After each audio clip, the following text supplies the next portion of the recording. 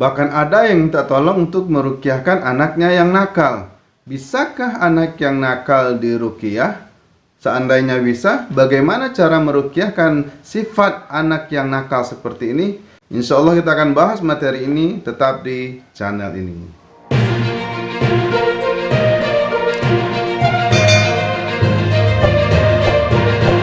Assalamualaikum warahmatullahi wabarakatuh. Sahabat semua, terima kasih yang terus mengikuti channel Muhsin Lahaji. Terima kasih yang sudah subscribe, menekan tombol lonceng notifikasi, karena dengan demikian sahabat dapat mengikuti inspirasi-inspirasi positif di channel ini. Saya percaya bahwa setiap manusia memiliki inspirasi masing-masing, sehingga orang lain dapat belajar pada dirinya.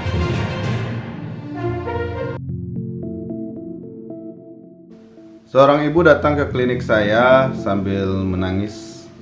Beliau akhirnya mengkisahkan cerita anaknya yang begitu nakal, dan ia berkata bahwa ia tidak sanggup lagi dengan perangai anaknya.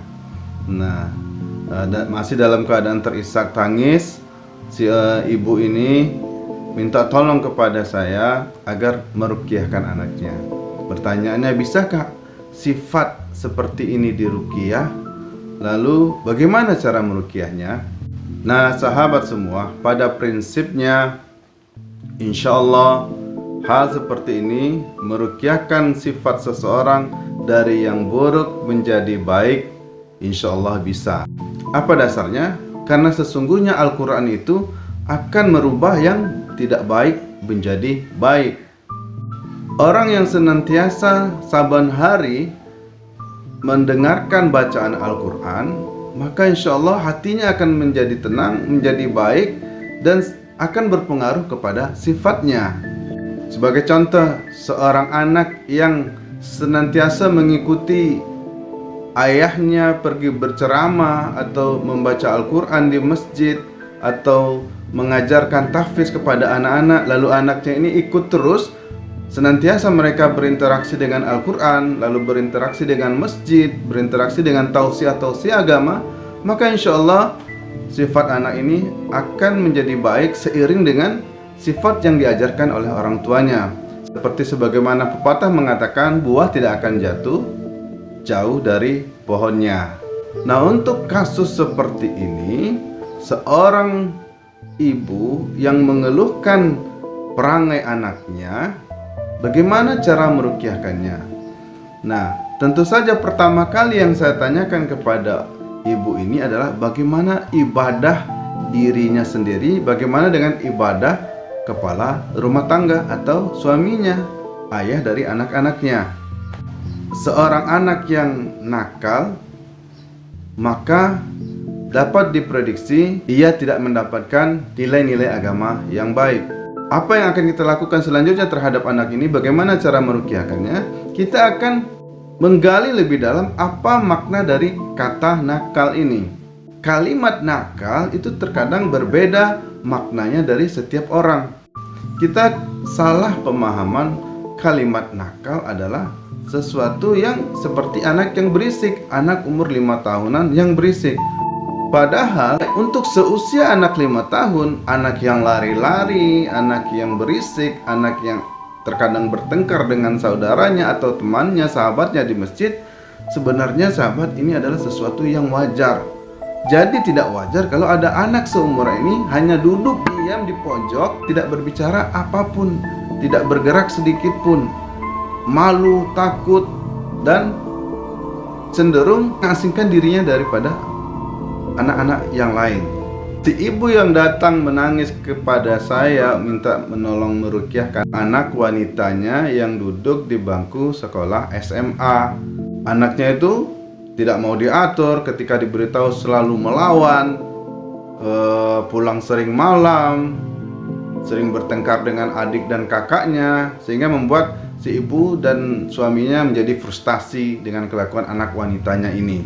Yang saya tanyakan pertama kali adalah bagaimana nilai agama dari si ibu.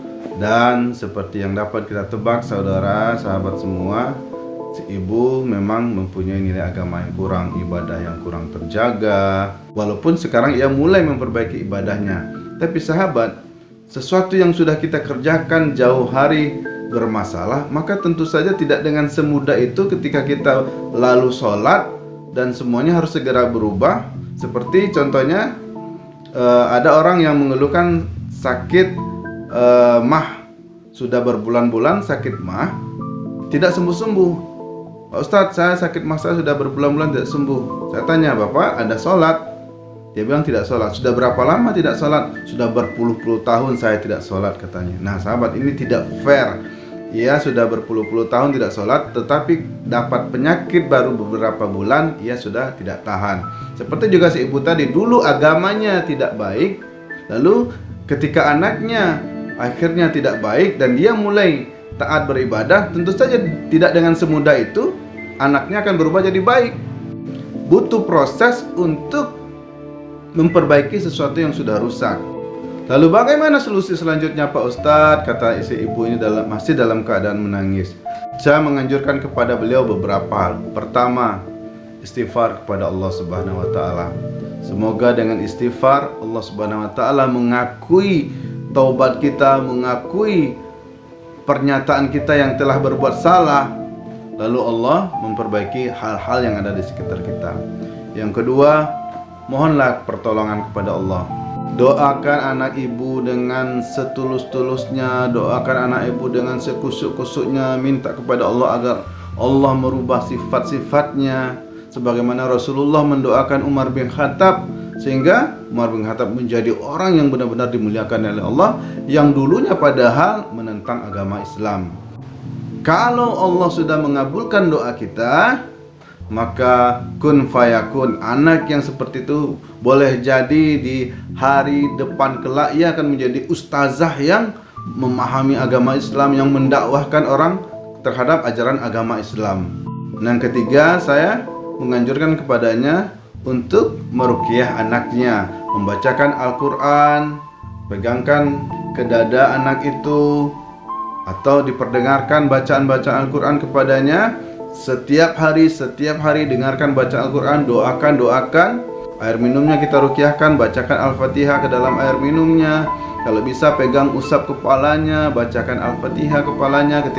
Ketika membaca Al-Quran, dekatkan kepada anak itu agar ia terus mendengar Al-Quran, dan Al-Quran tersebut energinya akan merubah sifat-sifat anak itu. Nah sahabat, jika ada yang bertanya bagaimana cara meruqyah anak, maka beristighfar terlebih dahulu, lalu berdoa kepada Allah, lalu bacakan Al-Quran terus-menerus kepada si anak.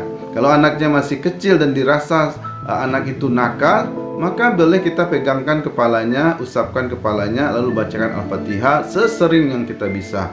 Lalu letakkan di dadanya, bacakan Al-Fatihah sesering yang kita bisa. Ketika anak itu sedang bermain di sekitar kita, kita ambil Al-Quran, kita bacakan Al-Quran di sekitar anak ini main. Inilah cara ruqyahnya. Dan begitu juga kepada anak yang sudah dewasa, cenderung kita doakan beliau, kita doakan anak itu agar Allah berkenan merubah sifat-sifatnya. Lalu kita sadari mungkin kita salah dalam mendidiknya, lalu pelajari ilmu-ilmu yang dapat menambah kesanah kita bagaimana cara mendidik anak yang baik. Tentang bagaimana sifat-sifat anak yang harus kita pahami, kita dapat melihat di buku-buku atau di internet pada saat ini. Kita berikan makanan-makanan yang disunahkan oleh Rasulullah, kurma, madu, zaitun, habatus sauda, air zam-zam, dan seterusnya. Dan jangan pernah putus asa Bapak Ibu sahabat semuanya dalam kita mendidik anak. Dan terutama yang penting sekali adalah merubah diri kita terlebih dahulu.